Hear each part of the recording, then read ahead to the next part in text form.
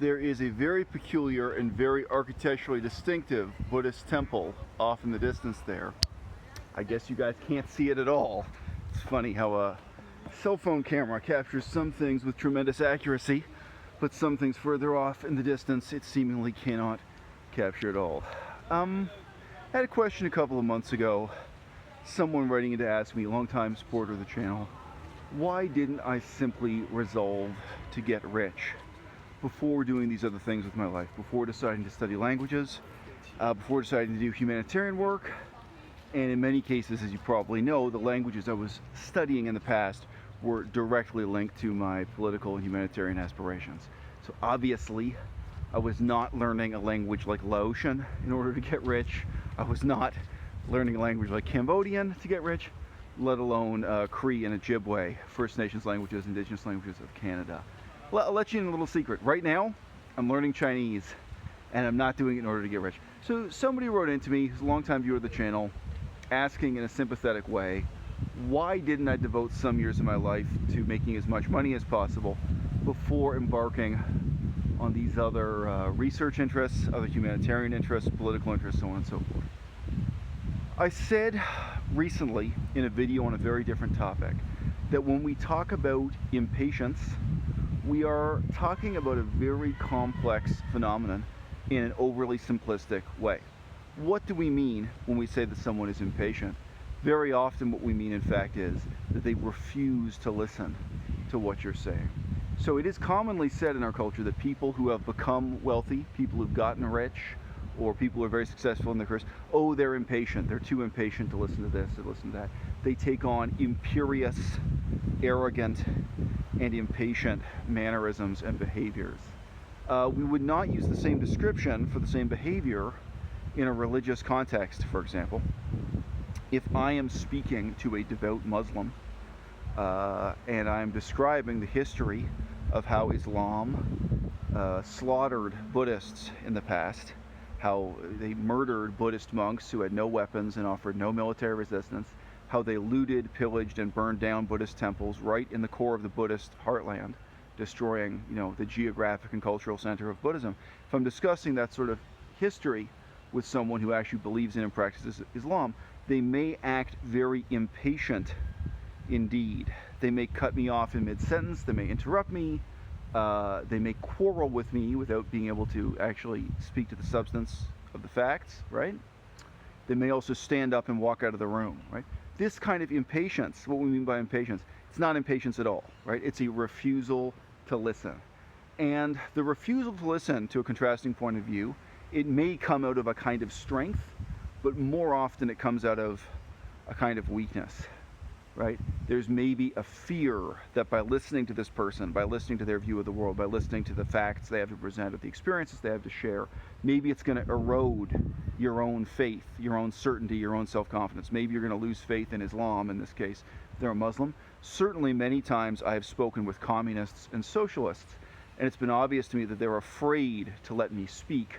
They want to interrupt me, they want to cut me off, or they want to walk out of the room, or they want to just insult me, throw insults at me and shut down the conversation because they can't listen to what I'm saying. Again, we could describe this as impatience, but is impatience really the word? And this, again, for someone who's a communist or a socialist, comes out of a fear that if they listen to me, it will take away some of their faith, some of their certainty, in this case in a social doctrine, a political doctrine, but it resembles a religious doctrine in its fervor. I recently heard an interview with a kind of political commentator here on YouTube, guy who makes his living talking about politics on the internet, and he said that he was a big believer in socialism until he went and visited the Soviet Union. He went to Russia in the early 1980s. He said as soon as he started living in Russia, he lived there for some time continuously, he wasn't just a tourist, he completely lost all faith in not just communism but socialism itself. His political views radically changed because he saw the depressing horror of daily life in the Soviet Union. So some people are open-minded and flexible about those things, and some people are brittle, so they will refuse to hear what you say. They will shut themselves off to reality as it is.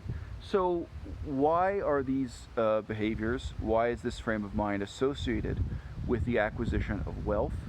Why is it associated, I might ask also, with some professions, some career paths more than others? Does success necessarily have to lead to arrogance and closed-mindedness? No, it doesn't.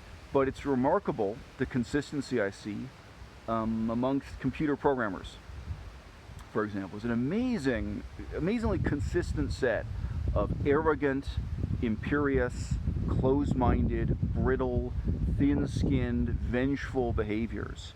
It goes much deeper than mere impatience, where people who work in computer science, computer programming, don't want to hear what you're saying. I've had reason to reflect in the last few days about my interactions with a young man who dropped out of his PhD program. I was thinking about it partly, I made that video saying that you shouldn't drop out of university in order to do YouTube full-time. He did exactly that. This guy, Harrison Nathan, I mentioned him on the channel a couple times, he dropped out of his PhD program in mathematics in order to try to do basically YouTube full-time. He was going to do digital vegan activism on YouTube, on Instagram, on Facebook, and all the platforms. He had high hopes for himself. And man, I had one conversation with that guy. I could not believe what a jerk he was to me. I could not believe how imperious and high-handed and reproachful, and his sense of self-importance, his sense that he was the expert in this and I was the beginner, whereas I was already like 5 years deep into talking about veganism on YouTube. It's like, dude, I have a lot of experience in this field. I have a lot of inside knowledge of this, how it works, that I could share with you.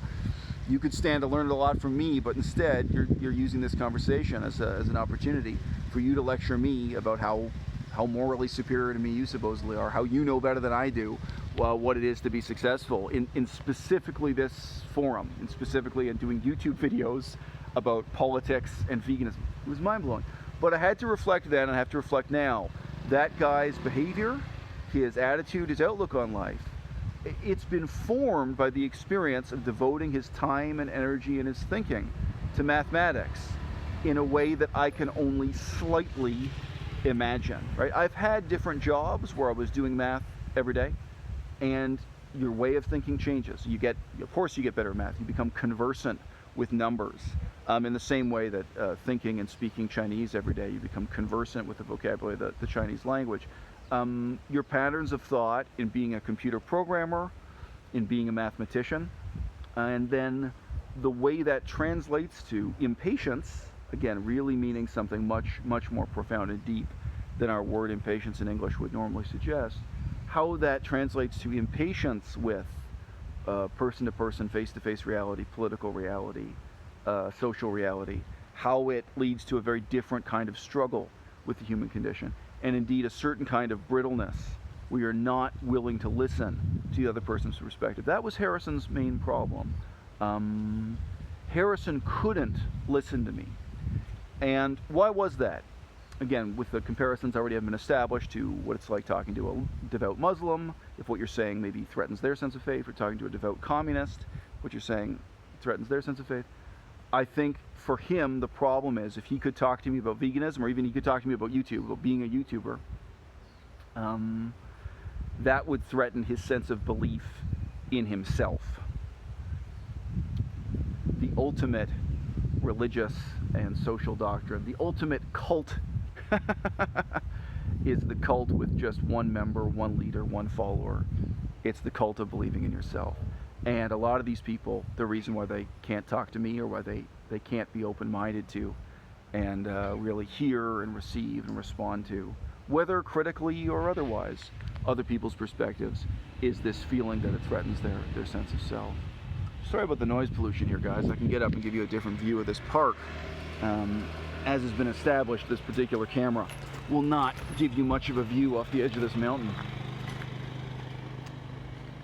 So look, suppose the question were asked to me, why didn't I take a few years to get rich, to just get rich, right? To just amass a fortune, to just earn a bunch of money in one profession or another, one trade or another. You know, I think that to say that, you know, it's really kind of insulting to the people who've made the tremendous sacrifices that are required to get rich. And those sacrifices very often are sacrifices on the level of, oh, come on. All right, I'm not going to put up with stray dogs attacking me for this video. You know, people talk about selling your soul to get rich. Well, that may be a bit maudlin, but it often comes close enough to that. I had a friend, a very good-looking female friend, who was thinking about going into real estate. And the real estate business, if you're not born rich, is one of the few reliable ways of really making a lot of money in the English-speaking Western world these days, in so-called developed economies. And she had connections in the field. She knew people who were already successful in it. She knew a few people who owned real estate brokerages, firms. She had various advantages, including, as mentioned, that she was good-looking. And let's face it, real estate is a tremendously shallow business. They are definitely interested in good-looking women who can stand there and present a property and this sort of thing. They're much more interested in how you look in real estate than your knowledge of microeconomics or what have you. It's a field anyone can get into, and many people switch careers in midlife, go out and get a real estate license. And she talked to me about this for some time, her thoughts, her plans about going to real estate. And then she said to me one day, suddenly, from my perspective, she came to the realization that she didn't want this job. She'd never take up a career in real estate because she didn't want to be nice to people. She didn't want to pander to people day in and day out as her professional duty. And she realized, I assume it was that she went to some real estate event, she was in some context where she saw what the job was like in practice. She realized that being in real estate, what it meant was smiling at people and serving them platters of small sandwiches and serving them coffee and taking them to see a house and asking them about how many kids they've got and how many kids they want, and do they have a pet dog, do they want to have a backyard for the dog, and isn't that wonderful and isn't that nice, and how many cars do you have and what kind of garage do you want for the cars.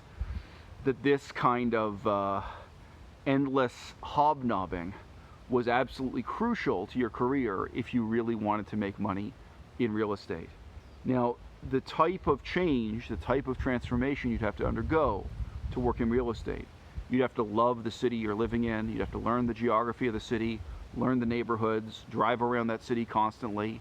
There's a certain level of math involved. But above all else, I think she was right. I think she made the right decision. That what she identified was a social element of the job that would really require her to change the way she thinks, the way she acts, that would really force her to reconsider the type of person she wanted to be, take on a new set of behaviors and even a new identity.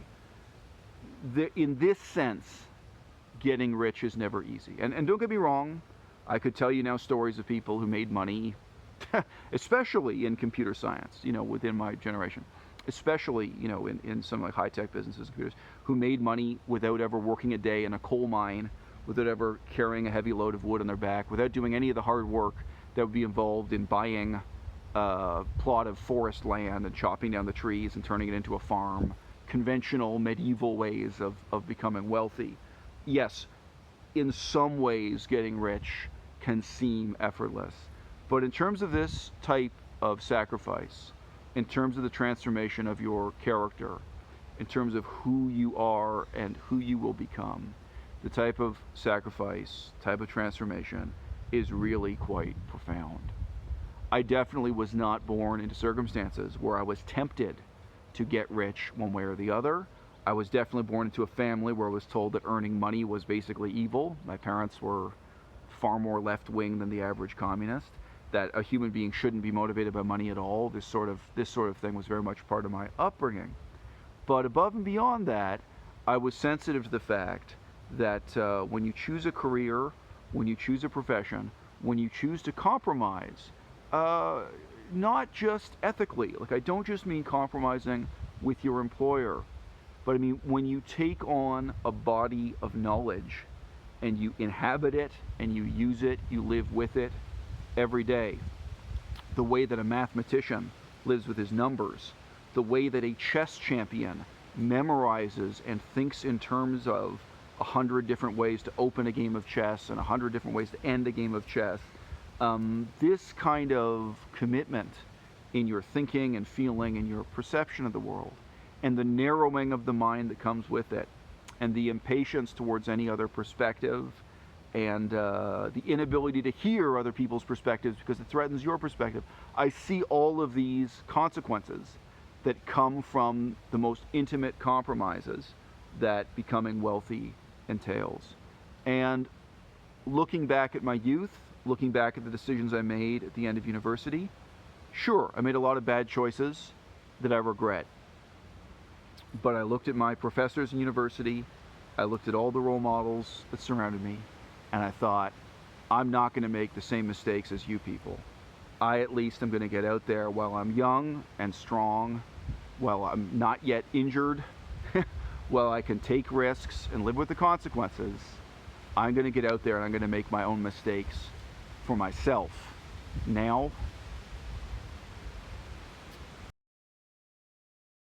And both the terrible disadvantages that brought in my life, and I've also had the rewards.